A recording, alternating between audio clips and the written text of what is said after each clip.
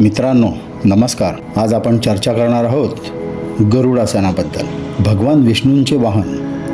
भगवान विष्णूंसमोर ज्या अवस्थेत गरुड महाराज उभे राहतात ती स्थिती ह्या आसनात आहे. हे एक उभे राहून करावयाचे आसन आहे. कसे करावे?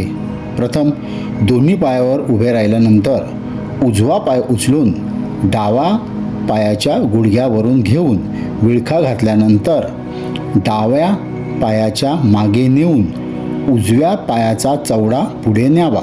द्वितीय, ह्यानंतर पायाची स्थिती पक्की ठेवून डाव्या हाताला उजव्या हाताने विळखा घालून दोन्ही हाताने नमस्कार करावा. नजर समोर स्थिर करावी. ह्या संपूर्ण स्थितीला गरुडासन म्हणतात. सदर आसन पाय बदलून पुन्हा करावे. आता ह्या आसनामध्ये अडचणी तर येणारच. हाताला व पायाला विळखा घालताना पायात गोळे येऊ शकतात, तोल जाऊ शकतो. ज्यांना वाताचा जास्त त्रास आहे तसेच वय जास्त आहे त्यांनी हे आसन योग्य योग शिक्षकाच्या सानिध्यात केलेले बरे. आता हे आसन किती वेळ करावे? तर सुरुवातीला अंतिम स्थितीमध्ये 10 ते 15 सेकंद थांबता येते का ते बघावे. त्यानंतर तुम्ही 1 ते 2 मिनिटापर्यंत अभ्यास वाढवू शकता.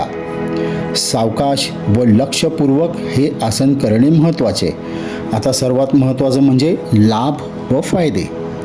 स्नायूवरती ताणामुळे हातापायाच्या नाड्या शुद्ध होतात. गर्भाशय मुखाच्या तक्रारी दूर होऊ लागतात. गुडघ्यासाठी उत्तम आसन आहे. उत्सर्जन विभागावर ह्या आसनाचा चांगला परिणाम होतो. तर मित्रांनो, आज आपण गरुडासनाबद्दल थोडक्यात चर्चा केली. भेटूया पुढच्या भागात एक नवीन आसन घेऊन. तोवर म्हणत राहा श्री स्वामी समर्थ.